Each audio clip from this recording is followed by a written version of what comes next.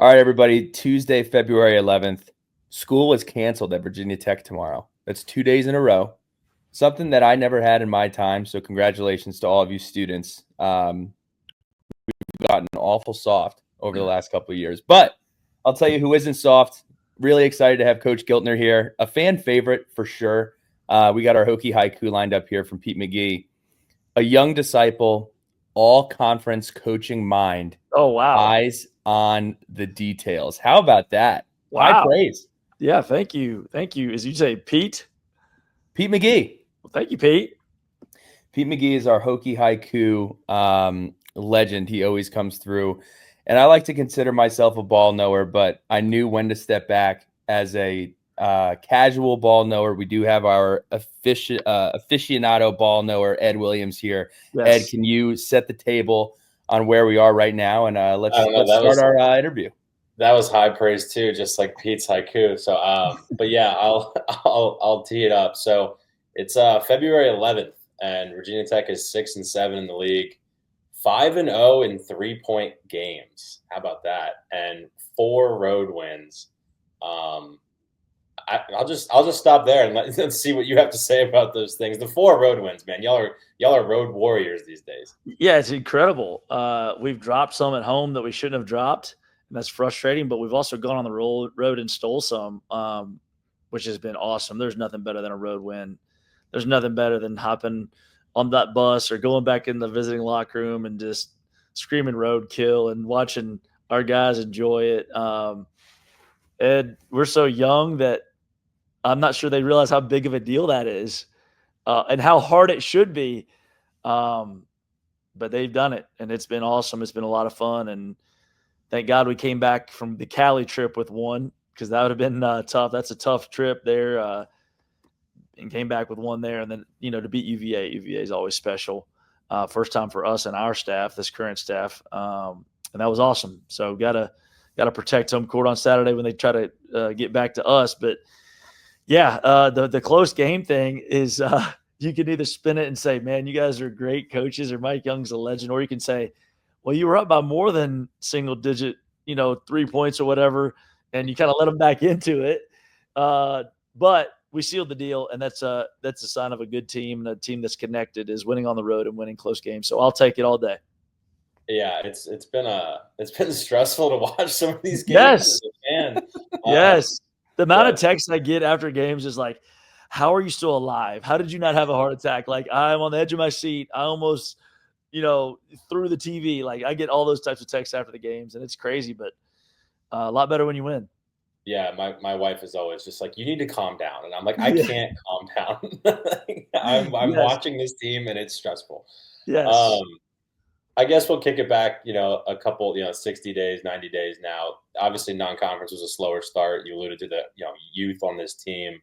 Yep. What do you think has been the, I guess, biggest driving factor in this turnaround since we kind of turned to the calendar to league play? We've shot the ball way better. At the beginning of the year, didn't know that would be a strength for us. We've been shooting the ball pretty well. Not necessarily the last 3 or 4 games, like the Notre Dame game, not at all. We did not shoot the ball well. But we've been banging shots when we needed it most. Like, I think about at Florida State. I mean, the amount of late shot clock, somebody had to step up and make a play type threes that we hit. Virginia, we've shot the ball better as of late. We've turned the ball over less. We still turn the ball over a little bit too much, a lot too much actually, but it's been less.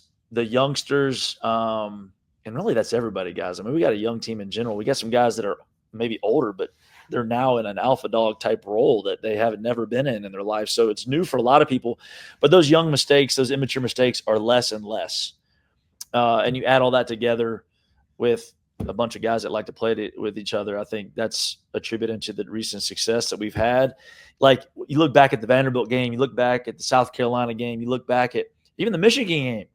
I mean, we are playing with everybody at a high level in like a battle back and forth. And then we would have like a 7 or 8 minute stretch where we didn't even look like we knew what a basketball was. And that stretch is now way smaller, way smaller. And it's enjoyable to see this team make progress throughout the year. and stay with it, right? And stay with it. Like you said, it was a slow start, but they bring it every single day. They come to practice ready to dive into a scouting report, and I think Coach Young does a good job of that. But they're fired up. As crazy as this is to vocalize, I can't remember the last time that we have looked as good on the road as we have this year. And I just want to know, like, my original question is, how did you guys handle the trip to California? Because Yeah. it's so different than anything you've ever done. But have Yeah. you guys done anything different on the road this year? Just kind of what's gone into it. I mean, it's been 3 in a row. It's been 4 out of the last 5. What's gone into it? Zero. I mean, we don't talk about it. We don't like make it a big deal. Coach doesn't make it a thing. Like I said, I think some of the guys are just so young and inexperienced and hadn't played a whole lot of college basketball. They don't know how hard it should be, but this league's a little inconsistent too, and I think we're a part of that, but others are too, which can be interesting. But we don't make it a big deal. Like, we're not like, oh, we're on the road, you got to bring, just same old, same old. The Stanford Cal trip was interesting. We were fortunate enough to be able to fly out there privately, which is nice, and had to stop halfway, get some gas in like Colorado or Kansas City, whatever it was, on the way there and back. And then we got out there on Monday.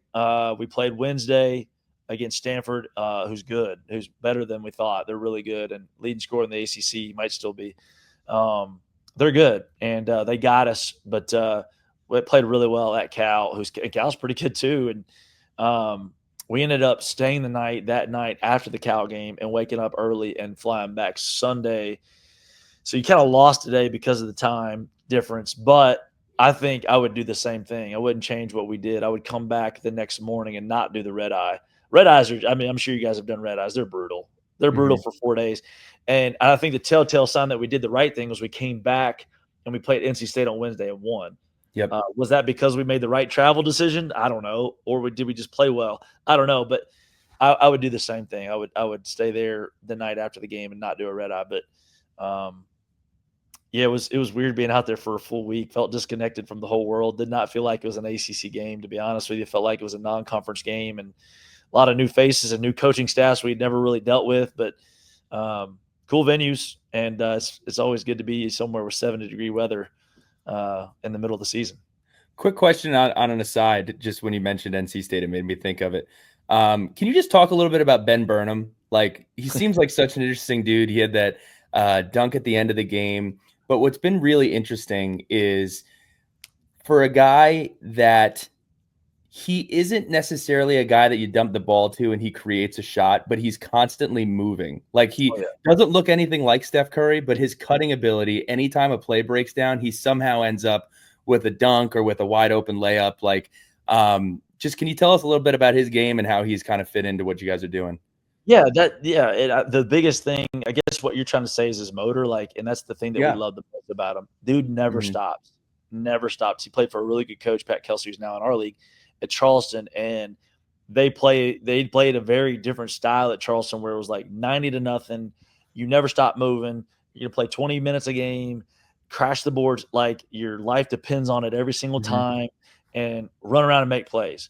And we're a lot less of that, but those attributes have helped us. Like, he's always getting extra possessions. He's always getting, he's always in fast break situations. His motor just never stops. And that was the biggest thing that attracted us to him, along with his shooting ability. I mean, I think he's like number 1 on our team in 3-point percentage. He's at least top 2 or 3. He can bang shots. He's tough.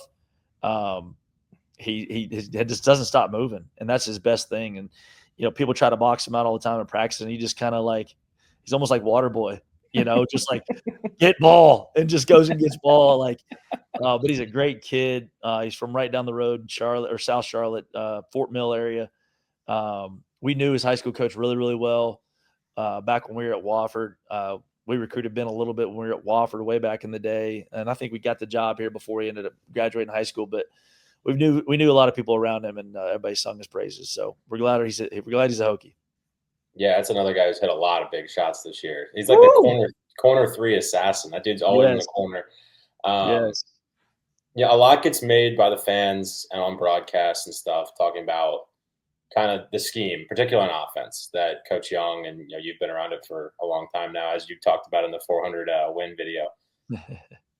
kind of what about that scheme is challenging maybe for young guys or even not young guys, new guys that like a Ben to come into not having played in that offensive system before? What about that is challenging for them and kind of getting up to speed to, I guess, the point we are right now in the middle of the season?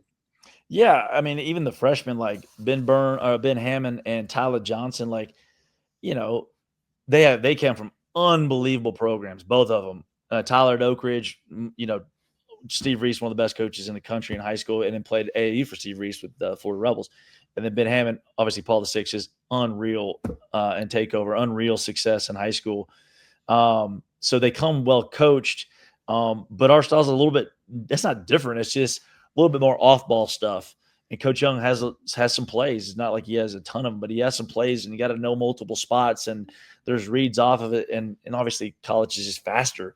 So those guys have gotten better and better with those reads, and better in knowing the plays. And now, what's the next step of the play? Instead of just being a robot and running the same play, or the coach wants it. Well, if he does this, I'm going to do that now. So those reads and stuff have gotten better. But Ben Burnham, you're coming from a program where you've done something for 3 or 4 years the same way, and then all of a sudden you flip the script and you go to Virginia Tech and it's a completely different style. That's hard.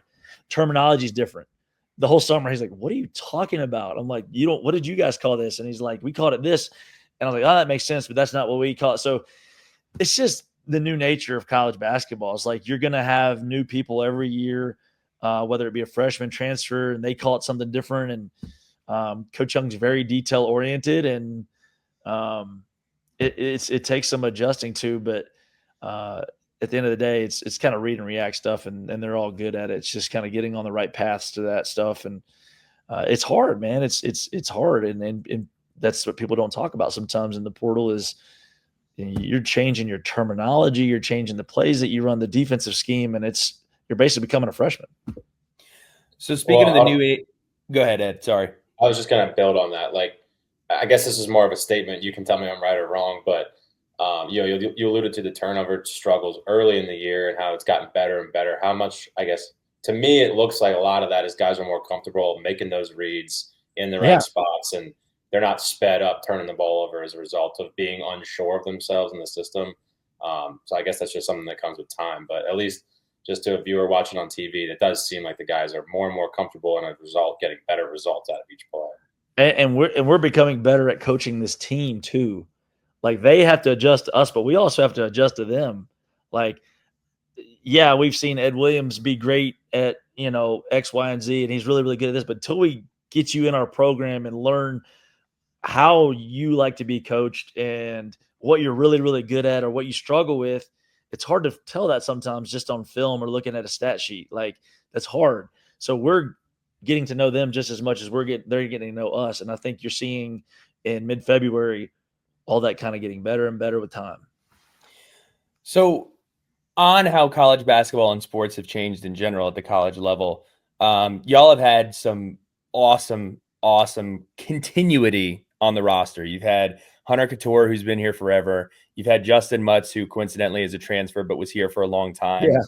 And now you have Malijal Poteet. You have Patrick Wessler. I can't believe I was just running down the list and I was like, Brandon Recksteiner has been here for a while, as in 2 years. Yeah. So my question is, who are some of the guys that are new, or from a vocal leadership perspective, who are some of the guys that have stepped up this year and kind of helped in that regard? Yeah, definitely Malijal. Malajal's old, and we tell him that every day to make fun of him, but he's old and he's been here and he's smart, super smart guy. Malajal's definitely a guy that people lean on and listen to and trust. I mean, he's a really good player that's been here for 3 years, and he's our oldest guy on the team.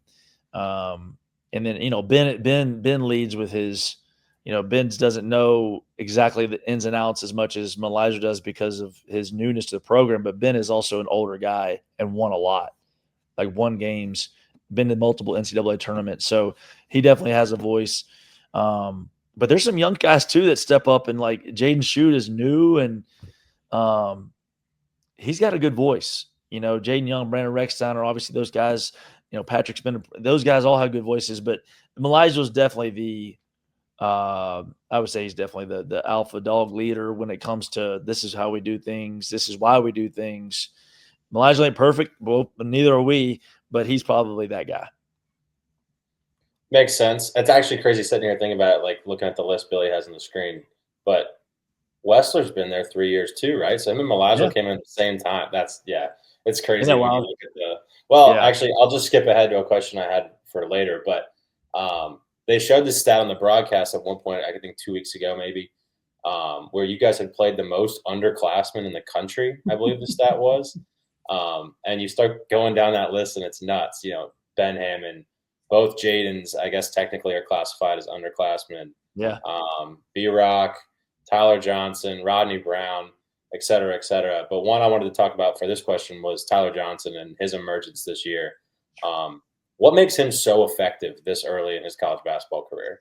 He's got the body right to compete at this level. Like, sometimes as a freshman, certainly I was when I was like, it's hard, man. You're small, you're skinny, the physicality, the speed. He's got all that ready.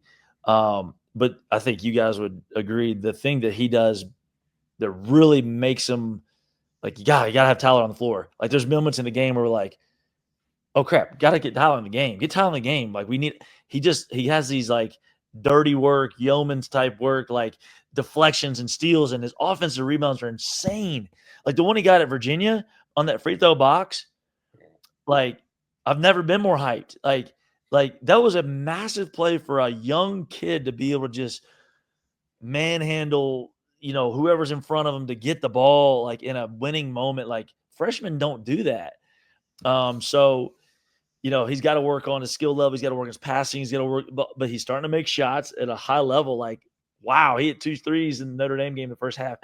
But it's just that dirty work grit. Like, he's like our Dennis Rodman almost. Like, him and Ben Burnham make some of the most incredible plays that you just can't coach. It's just like dudes with motors who want to win. And if you'll notice, we put him on really good offensive players. Mm-hmm. And guys, you're going to wake up in a couple of years and be like, this dude is an all-league defender because of what he got thrown into as a freshman.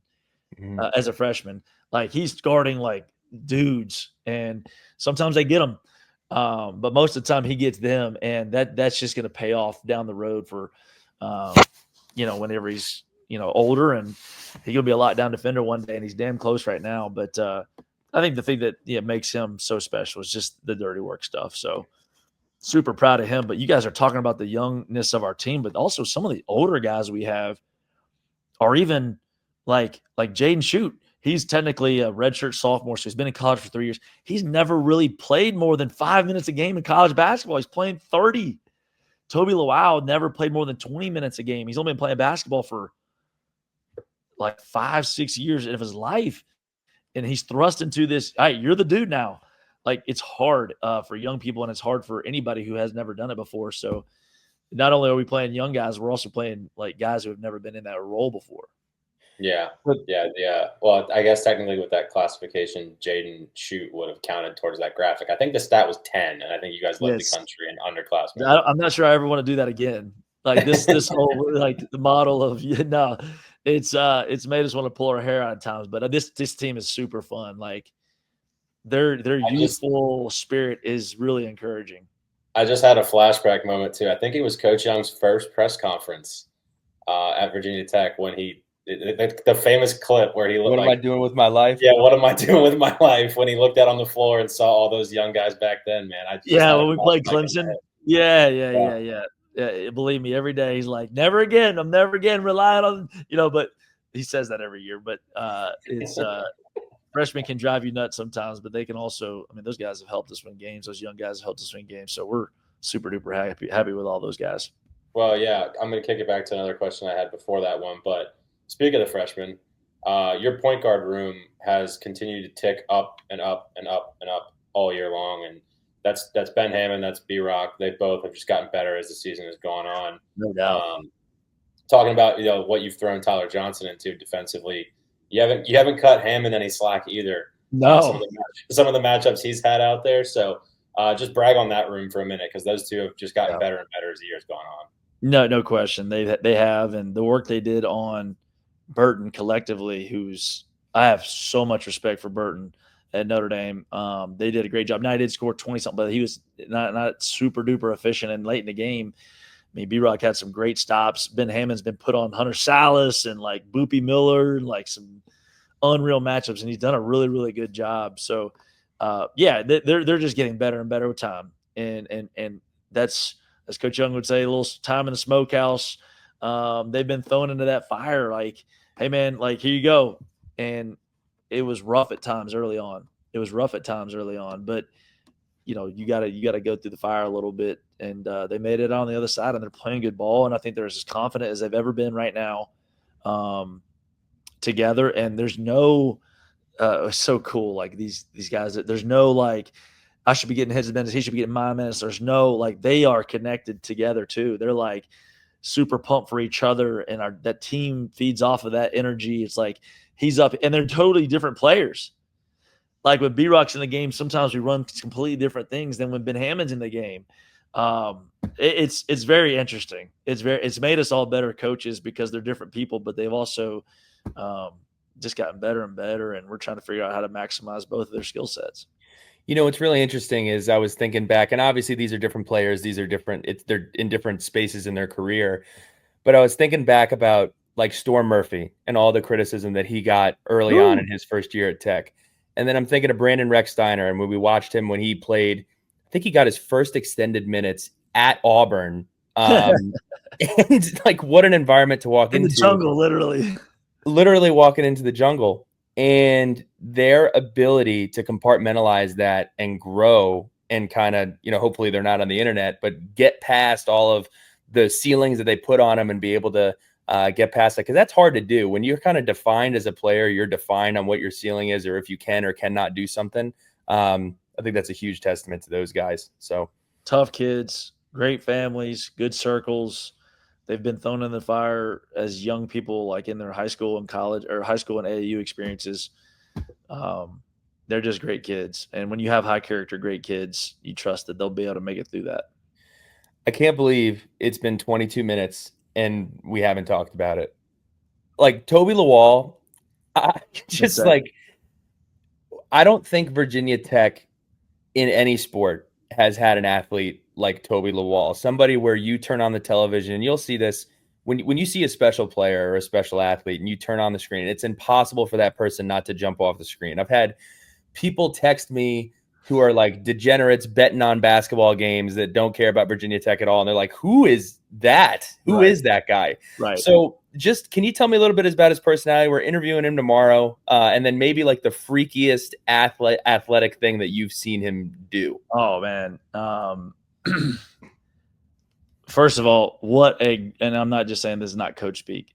What an awesome, awesome dude. Like the best guy of all time. Like, love him, brings it every day. He is the best. Like zero maintenance. Like awesome kid. And yes, I agree. Michael Vick was unbelievable athlete. But yeah, you're right. I mean, Toby Lyle's got to be up there as one of the best just athletes ever to come on this campus, ever really on planet Earth. Like that guy is that athletic. It's stupid to some of the stuff we've seen him do, like in practice, in like the NBA combine stuff that Coach Jackson puts him through. Like there's pictures with his head over the rim. Like it's ridiculous. It's funny. I had an agent come up to me after the Notre Dame game. I was like, I will give you my second born child if you give me Toby Lawal. Like how much people love Toby. Like they're like, he parachuted in on that first play of the game from the ceiling on that. Like he just does stuff that makes us look like we know what we're doing as coaches. We didn't call that play. We didn't tell him to do that. He's got a good sense for basketball. And he's just a freak athlete. Like it's unbelievable some of the stuff he does. And I'm so glad he's with us. And there's still something about every week that we're just like, oh my God. And his teammates too. Like practice sometimes just stops. And Coach Young hates that. He's like, you guys have been to our practice. Coach Young's just like, let's go. And everybody would just sometimes just be like, what? Yeah. He's a freak. He is a freak in the best way possible. Well, and to build on that, and you can get as nitty gritty basketball nerdy here as you want, but like he came in kind of raw, and you talked about it. Like he hasn't been playing ball for very long. He's also kind of like 6'7", 6'8", 6'9", somewhere in there. So I'd say 6'8", yeah. And a lot of there's teams around the country where he would be playing like small forward with that kind of size. I guess talk about his development kind of as a wing and a guard, but then Yeah. also, you've had him goes back to the basket a lot too. I mean, he's kind of developed two different offensive skill sets kind of right before our eyes. Yeah, I think he hit 3 threes last year. I think he shot like 8 maybe, or I don't know what I don't know what it was. Maybe it was like he shot very low. He made less than It was 10, I not on the think. scouting report when he transferred. Let's put it that way. Correct. Coach Byers deserves a lot of credit. Toby deserves all the credit, but Coach Byers deserves a lot of credit too. Like, he's been in the gym with him, tinkering that shot. They changed it a little bit. They took a little bit of the kind of sideways to off of it, and he works, man. Now he works. He is like begging to watch film. He's begging to like get in the gym, and like he has no life. It's like he reads his Bible, he goes to school, he shoots basketball. That's it. That's it. Like, he has no life. He's never goes out, nothing. And he's in the gym all the time with JD, and they're working on the most elementary things like backdoor passing, form shooting, simple ball handling. He eats that stuff up, and they've worked their butt off. Like, those two are like, it's insane how often they're in together, just doing 20, 30-minute workouts, and it's paying off. And now he's wants to do it more because he's now shot 50 threes for us, for God's sake. He hasn't shot it well late the last 2 games, but before that, I think he was 50% from 3 in ACC play.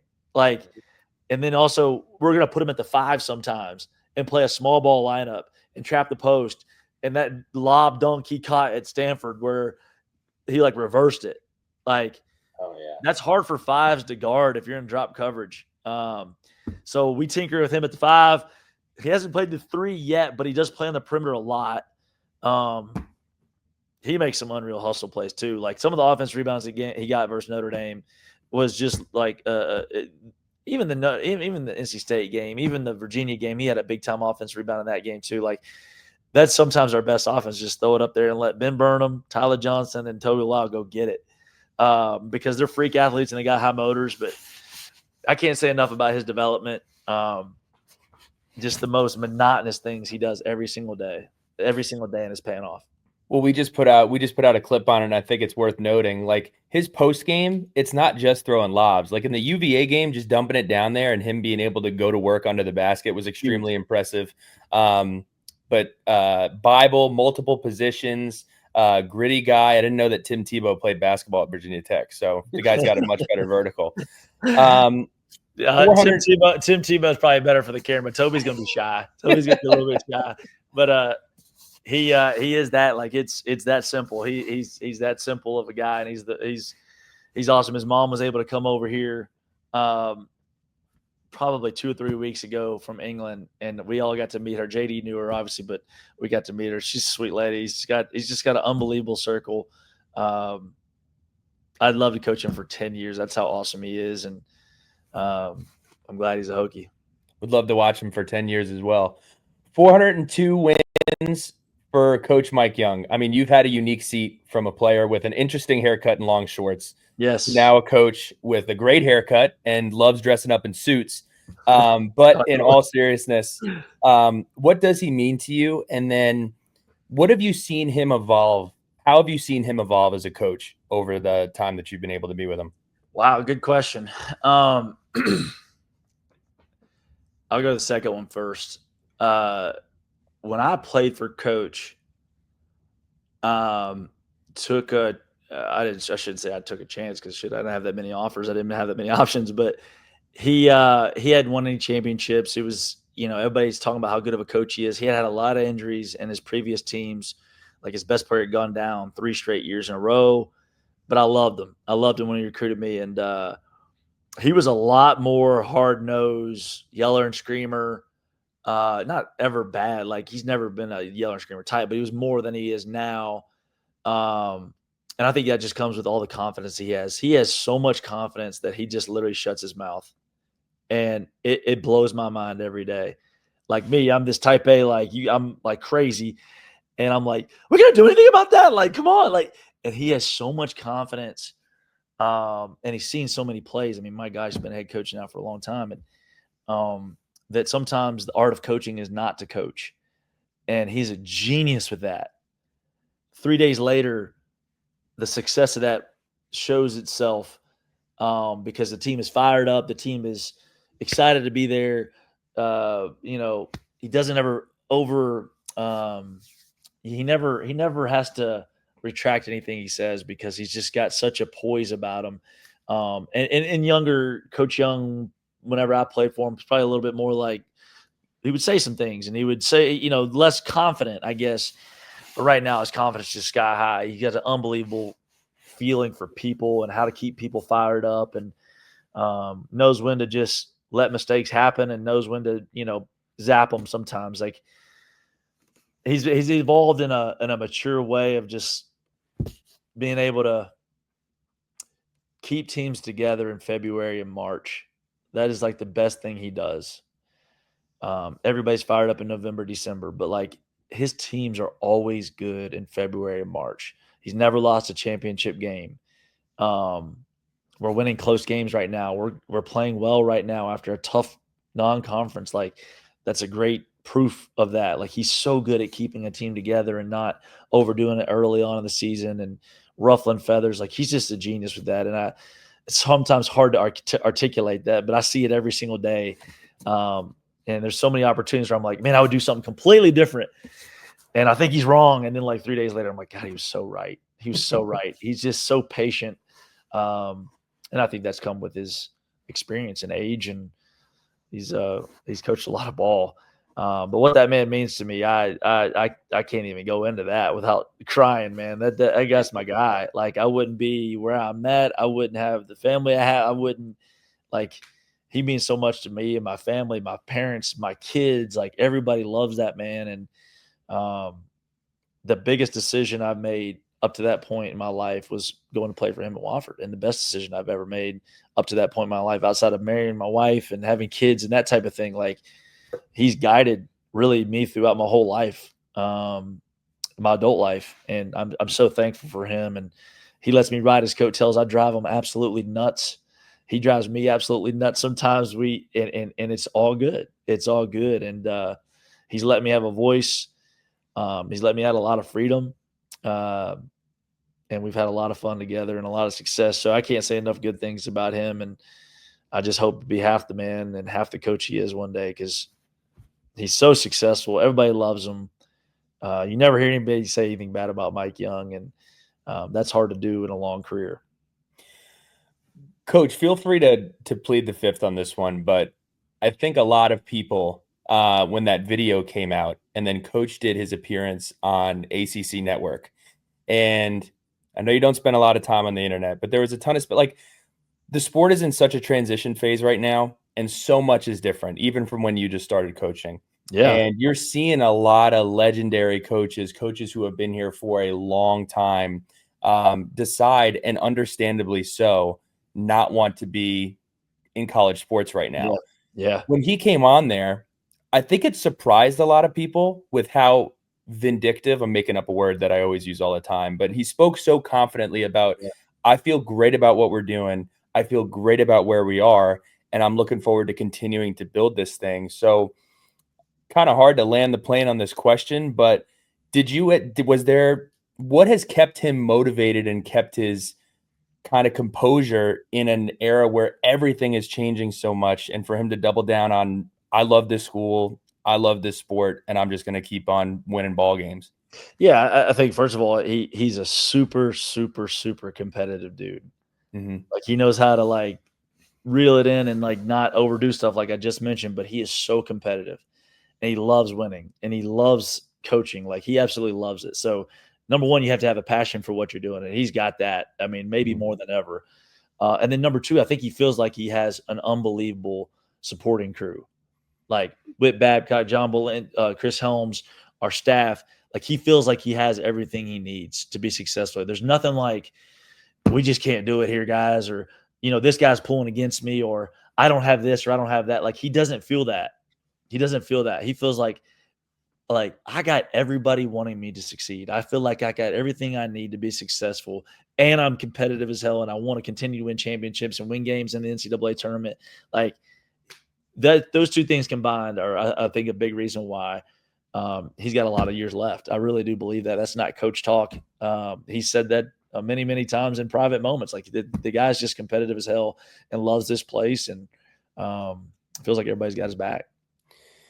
Coach, we're going to let you get back to checking out some slides. Got a couple quick ones here for you. Week off. What are you doing? Are you going to burn boot camp? Valentine's Day on Thursday. Did get a workout in today. Got a workout in yesterday. I went recruiting yesterday. I was in Durham. Seen a kid. Today it was nice. Yesterday we just did shots. We lifted as a team, and then we did some conditioning. And then today we were off, which was perfect because of the weather here.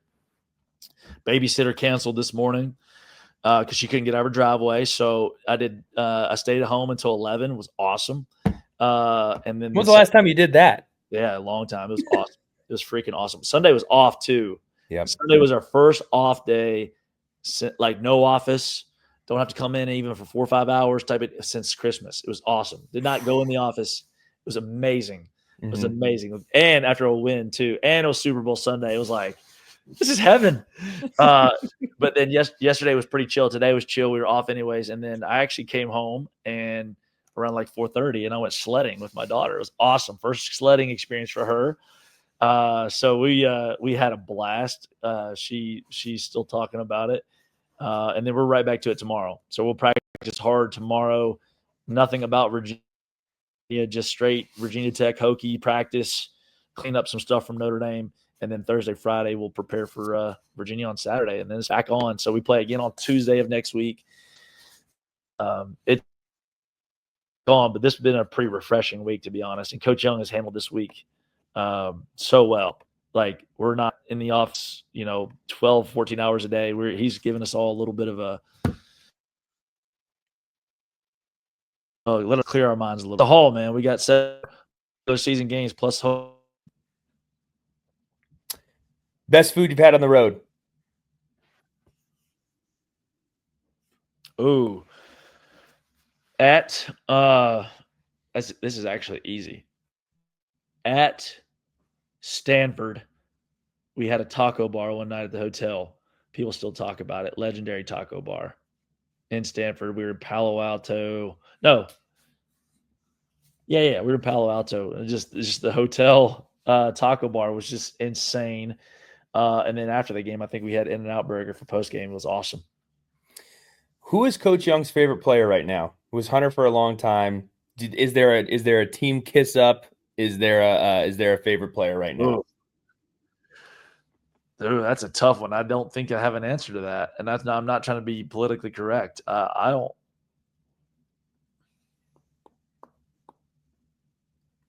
No, I don't think he would say. I don't think he would have an answer. I don't know. I don't have an answer for that one. And last one, I know you got to watch it.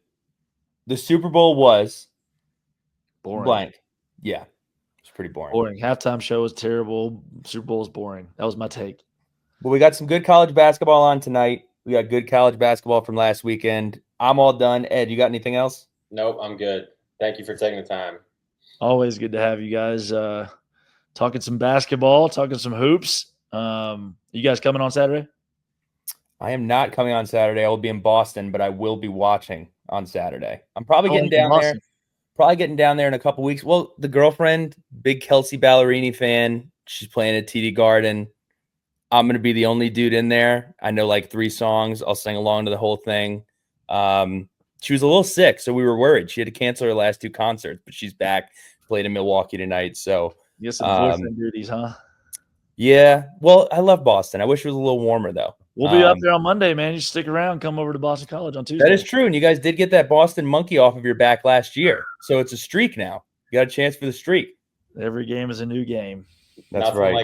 Nothing like a 9 p.m. in Boston tip off on a Tuesday night. Brutal. Can I just say this? Let me just vent for a second. Sure. 9 p.m. games are the worst. They're worst. The worst.